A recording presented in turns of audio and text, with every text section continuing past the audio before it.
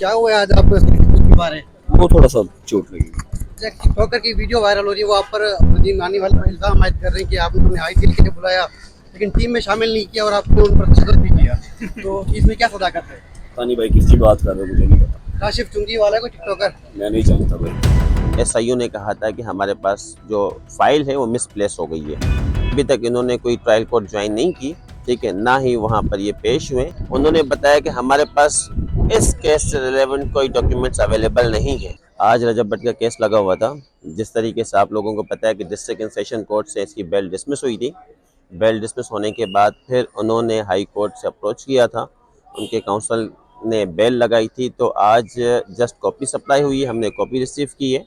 Copy receive करने के बाद अब आज मेरी आईओ से भी मुलाकात हुई कि मुझे पता चला है कि डीएसपी हैं सरदार साहब ना कोई, वो इसमें आईओ है, जो न्यू आईओ अपॉइंट किए गए।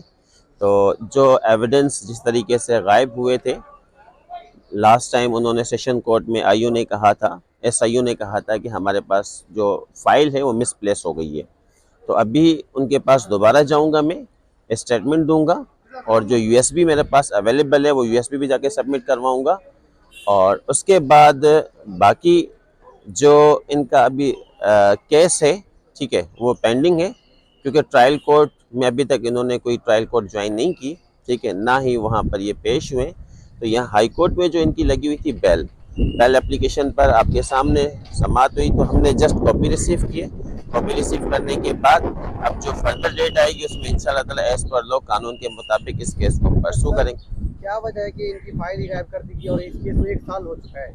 देखिए, इसमें जो चीज़ें सामने आई हैं, आईओ की डेथ हो चुकी थी, मुजफ्फर इसमें आईओ थे जिनको मैंने स्टेटमेंट भी दी थी और उनको यूएसबी मैंने सबमिट करवाई थी। उसके बाद फिर एसआईओ को बुलवाया गया, उन्होंने बताया कि हमारे पास इस केस से रिलेवेंट कोई डॉक्यूमेंट्स अवेलेबल नहीं है और मेरे पास ना फाइल है, मैंने डुप्लीकेट फाइल लेकर आए हूँ। तो उन्होंने सेशन कोर्ट में ये कहा था। अब हम दोबारा उनके पास जाके आईओ के पास, क्योंकि मैं हैदरी थाने भी गया था लास्ट टाइम, ठीक है, हैदरी थाने में मैंने मालूमात, क्योंकि एफआईआर तो हैदरी थाने की, वहाँ जाके मालूमात की तो उन्होंने कहा कि अभी अपॉइंट किया गया है डीएसपी।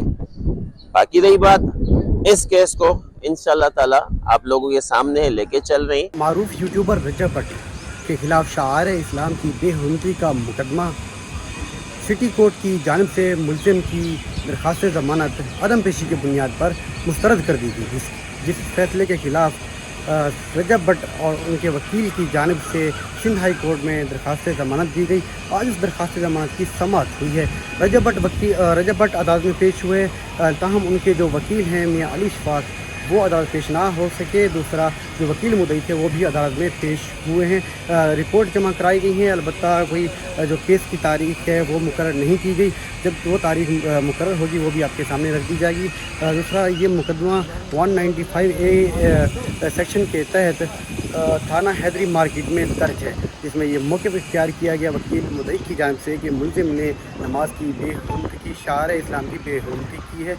इस मुकदमे की आज सिंध हाई कोर्ट में समाअत हुई है।